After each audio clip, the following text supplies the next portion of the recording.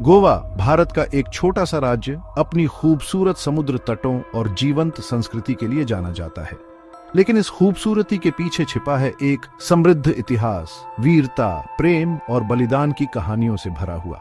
ऐसी ही एक कहानी है तांजू की, जो गोवा के इतिहास में एक रहस्यमय और विवादास्पद व्यक्ति है। तांजू कौन था? क्या वह एक क्रूर डाकू था या एक स्वतंत्रता सेनानी? उसकी कहानी सदियों से चली आ रही है, पीढ़ी दर पीढ़ी लोकगीतों और कहानियों के माध्यम से। कुछ लोग उसे एक क्रूर डाकू मानते हैं जो अमीरों को लूटता था और गरीबों में बांट देता था। दूसरों के लिए वह एक रक्षक था जो शोषितों और वंचितों के लिए लड़े आता था। तांजू की सच्चाई शायद इन दो चरम सीमाओं के बीच कहीं छिपी हुई है। यह निबंध तांजू के जीवन और कारनामों पर प्रकाश डालने का प्रयास करेगा।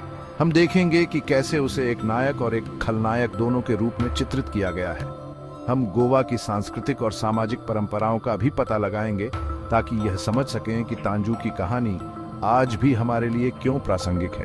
आइए गोवा के इतिहास में एक साथ कदम रखें और तांजू की रहस्यमय दुनिया का पता लगाएं।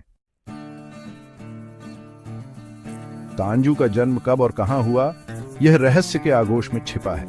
कुछ कहानियां बताती हैं कि वह एक गरीब आदिवासी परिवार में पैदा हुआ था, जबकि अन्य का मानना है कि वह एक धनी व्यापारी का बेटा था।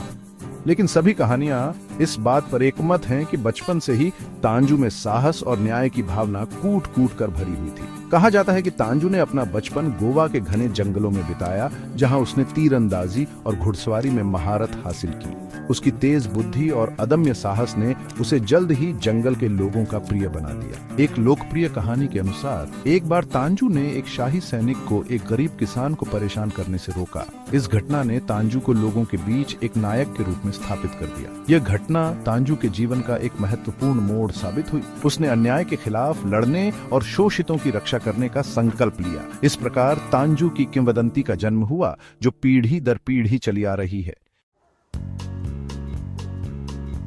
तांजू एक ऐसा नाम जो गोवा के इतिहास में वीरता और विद्रोह का प्रतीक बन गया। लेकिन क्या वह वाकई एक नायक था या फिर एक क्रूर डाकू? ये सवाल आज भी लोगों के मन में कौंधता है। सच्चाई शायद इन दो चरम सीमाओं के बीच कहीं छिपी हुई है। उस समय गोवा पर पुर्तगाली शासन था। पुर्तगाली अधिकारी अक्सर स्थानीय लोगों के साथ अन्याय करते थे और उनका शोषण करते थे।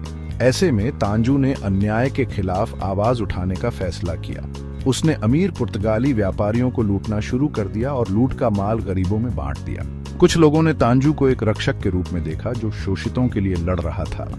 उन्होंने उसे गरीबों का मसीहा कहा। लेकिन पुर्तगाली अधिकारियों के लिए तांजू एक खतरनाक अपराधी था जिसने उनके शासन को चुनौती दी थी।